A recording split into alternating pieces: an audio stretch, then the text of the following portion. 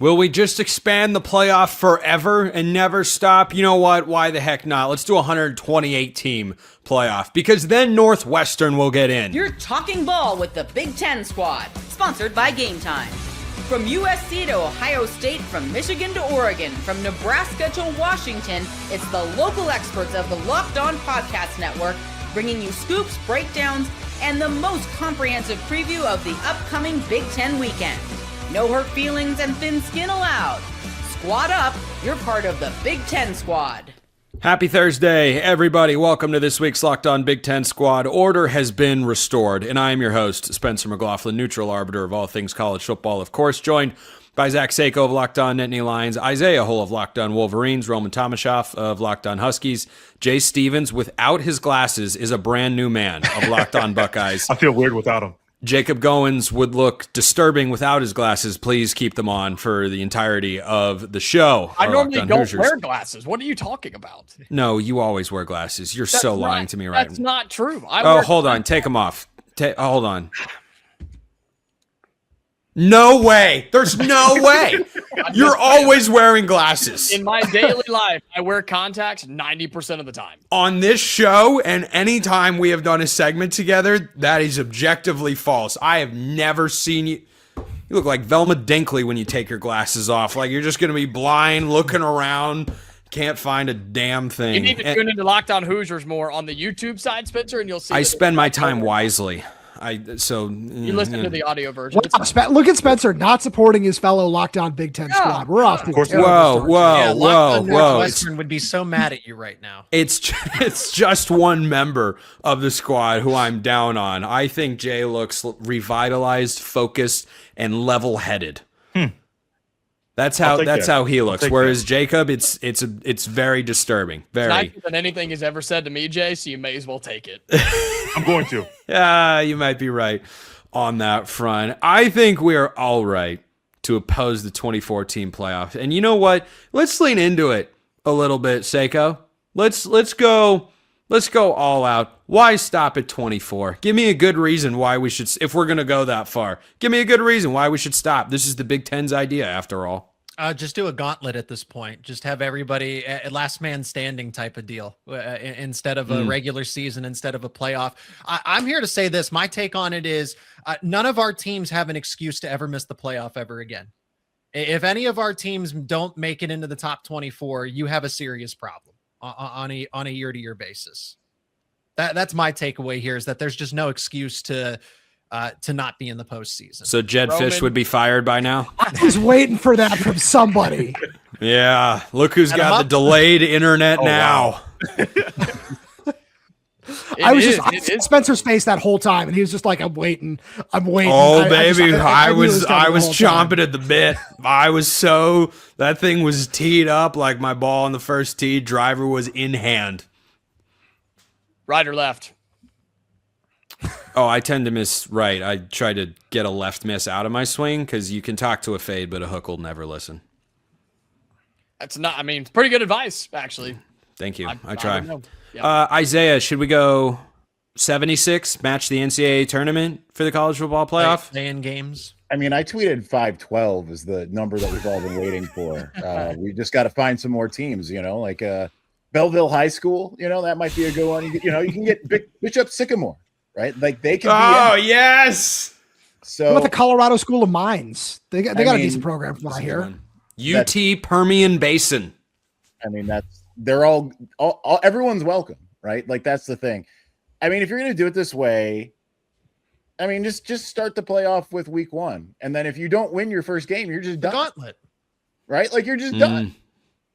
So Maryland would weirdly be in it for like 4 weeks because they randomly beat some random teams. You'd be like, wow, how did that even happen? The Citadel. And then before long, it'd be like, okay, now they're out. But Ohio State, they lose to, if they beat Texas in week 1, they get to keep going. If they lose, then they're out. Michigan, same thing with Oklahoma. So I think that, just start it right away and just get going. That's the only way that it actually reprieves anything. Yeah, I like that idea. Sako, you want to tell us more about strong non-conference opponents? You want You want to chime in? I'll chime in if Indiana you need me. can help me out here too. Yeah, I can. I mean, I already Indiana- took my shot at Goins earlier, and I had a jab at Roman. So in this I had. scenario, Indiana wins the You Natty basically every made year. fun of him for wearing glasses. Like, I don't know what to say. I didn't. I said he looks better with them on, and then it disturbs me when he takes them off. Again, Is that an insult? The wording of that, yeah, You're a saying little that bit. he needs Well, glasses in I'm order just- to look presentable. It's just it's not something that I'm used to. You know, again, there is an audio version of this podcast. It is okay. That's true. That's true. Audio is great. Roman, how about 68 teams? Washington we get in then. I think because we're at what 138 in Division One at this point in time. Just find a way to make that I think it's 132. after because there 132? Let's look more it up. additions. North Dakota State and Sacramento State. Yes, Yeah, those were the additions I was thinking of. there But are either way, 138. 138. What can I say? Nice. I do my homework. Good job. Good job. Thank you. But no, let's go to 138 then. At this point in time, yeah, single elimination gauntlet. All in on that. That would be so much fun. Just like, are we doing? But on that case, is it okay? The reigning national champion versus 138 to 137, and so on and so forth, and we figure things out from there. Like that's one way to look at this. I like the idea of your schedule. It's a survive in advance, and then you have to, and then the schedule is makeshift over. Well, you don't have this team anymore because they're out, so we got to match you up with somebody different. So Yeah. you start with the schedules, and then you just have a permanent bye if you lose. Anyone want to guess? And I don't actually have this answer off the top of my head right now.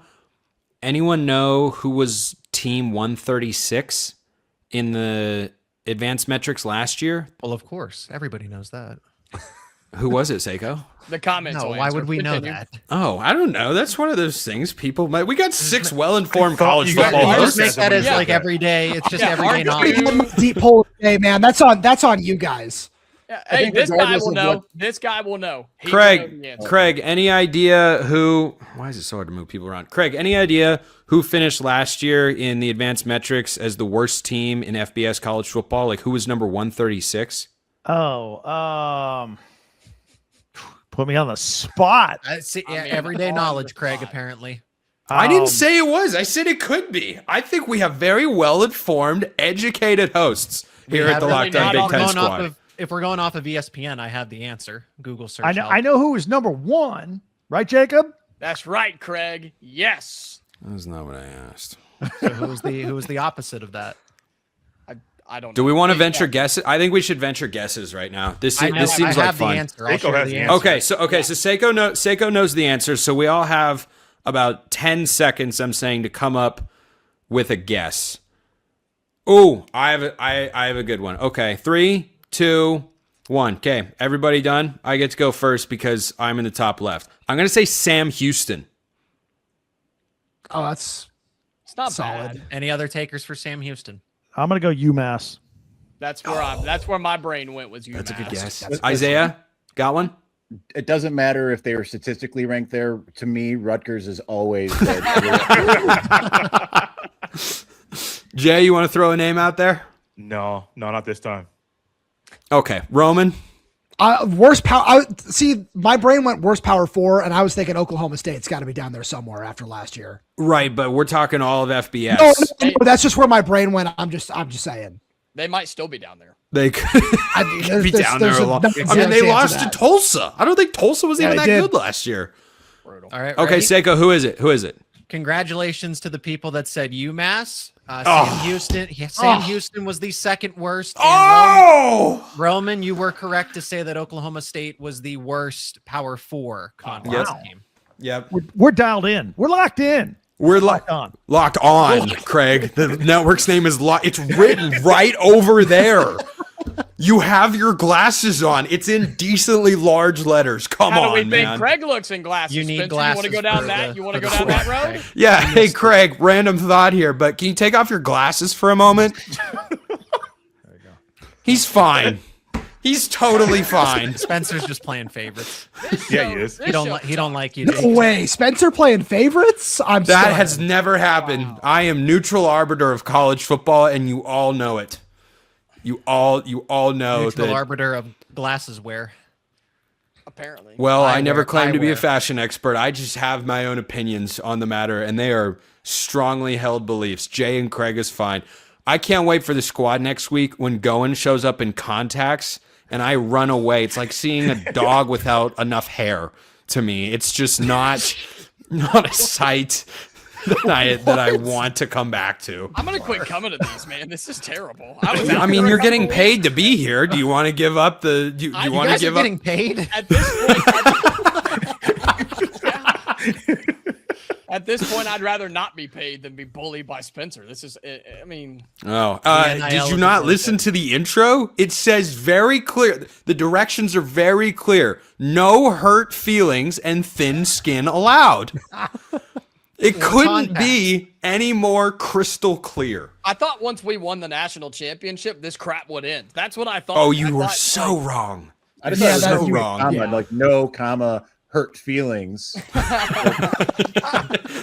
That's true. Isaiah makes an important distinction. When we get back, we will continue talking about the insanity of the expanded college football playoff. And will Northwestern make a bowl game again? Everyone's got to stake their claim.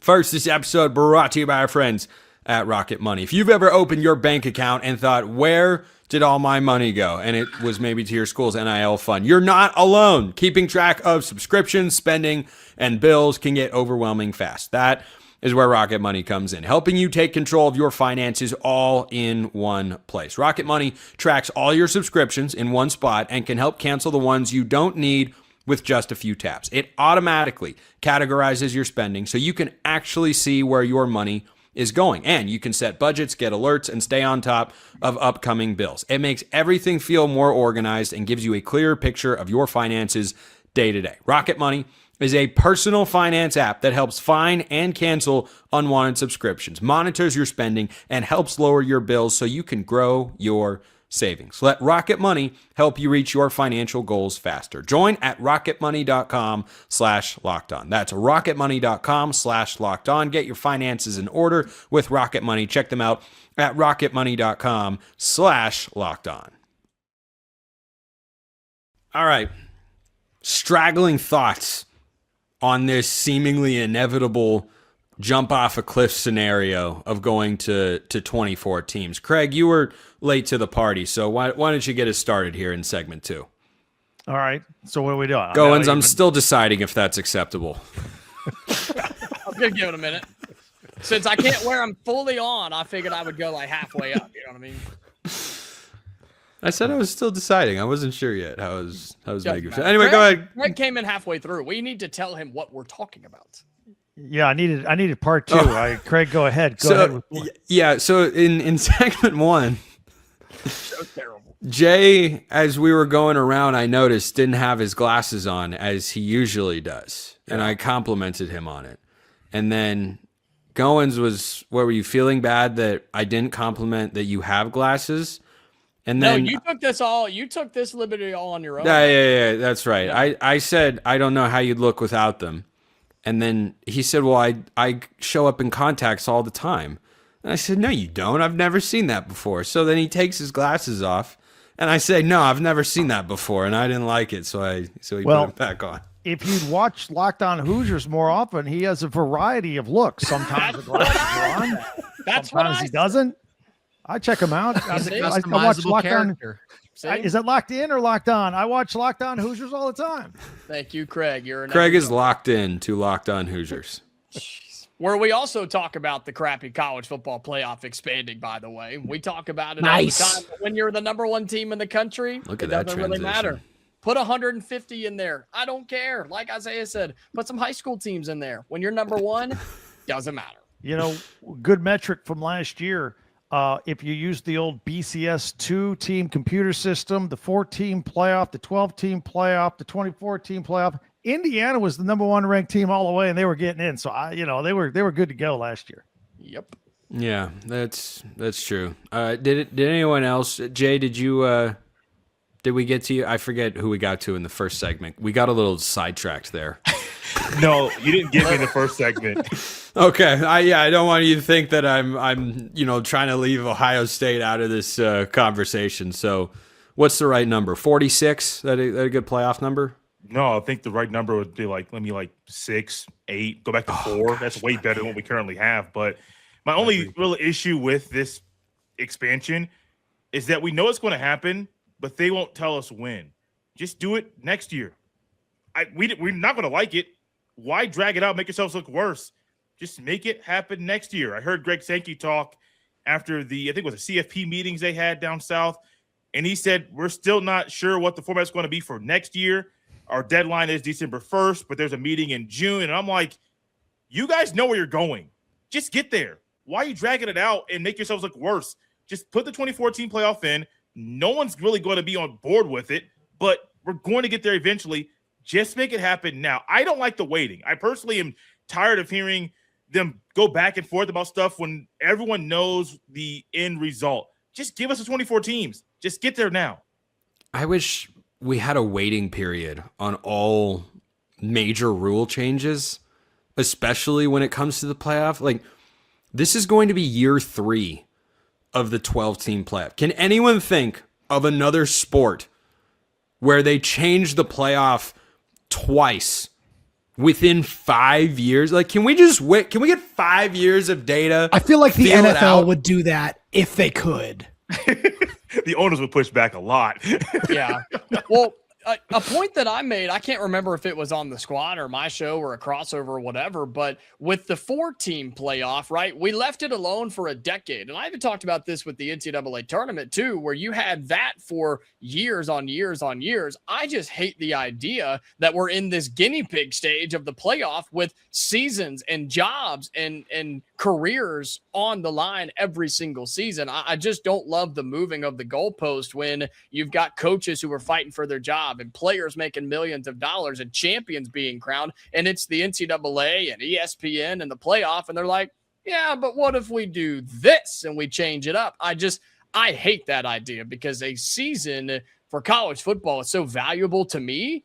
I don't want them changing it up every single year and acting like it's peewee football. I have a new idea, actually. This is just all kind of gave me a new idea. Since Jay, like you said, like they have till December 1st. And I'm like, well, maybe they're just trying to keep it a surprise, right? And then the idea is, why don't they just change it every year? And just like, no one knows until they show up. And it's like Hunger Games. Like, Yes. Congratulations, you're actually only in somehow a 3-team playoff. And it starts right now. Or like, And one of them's a group of 6. yeah, like, or just congratulations. Pick teams out of now a hat. you gotta play all the teams, all of them, including the NFL teams. Good luck. So is this something that, Isaiah, to expand on your idea, is this something that should go off of like quality of play every year, where like it's always very obvious that there's a drop off at a certain point in the rankings? Of play, Roman. No, it should be a it's just something I feel needs to be brought up. I just want to point out I did not tell Seiko to make that jab. Telepathically. That was not me. I could sense it telepathically. That wasn't me being a puppet master of the squad show here. That was Seiko all on his own. I feel like I'm able to say that as a someone who covers a team that's been in the national championship more recently than Seiko's team. But I feel like that's neither here nor there at this point in time. But my question is more so like, hey, we know after the top 10 in the rankings, like, oh, these teams really don't have a shot. Some years it's a little bit more fun, we get to 12, we get to 16. It's like maybe they're not going to win it, but there's still really good football there. Should that play into this hypothetical idea here? Well, we saw that last year, when Alabama went and beat Oklahoma. I remember doing a reaction show to it, to which I said, neither one of these teams is winning their next game. I don't care who would have come out of it. Like, that was my thought in the third quarter. Like, oh, Oklahoma cannot sustain 4 quarters of offense. Oh, Alabama is deeply flawed. They're trailing by multiple possessions having a big swing against a team that is good, but maybe not great for the second time in the last 3 weeks. In the game in between there, they'd gotten destroyed by Georgia. And Goins and Craig, would you like to attest to how good Alabama really was? Yeah, they didn't look too good to me. I'll tell you that. They were terrible. That's what they were. They were Terrible. That team was horrible. Here's the thing about the expanded playoff. The best games are either going to be in the first round or the championship. Everything in between that is not going to compare, because I think of the first round as comparable to those bowl games that we had once upon a time when it was the BCS or the 14 playoff and you didn't have players opting out left and right. The 16 seed against the 17 seed. I mean, that's going to be must-watch TV in the first round. And I think of that as a replacement bowl game. So if we want to think about what's a positive for the 2014 playoff, if I can say one good thing about it, because I don't care who the number 1 seed plays after that, because they're going to demolish the 16 seed or the 17 seed. But the 2 schools that have to play to get to that point, all out war. And that will actually be must-see TV. And then you got to wait till the national title game to get something comparable. The national championship game should be the Pop-Tarts Bowl, and we all know that it's true. What do we know about the Wildcats? Are they a surprise team? That's coming up next, right here on the Locked On Big Ten Squad.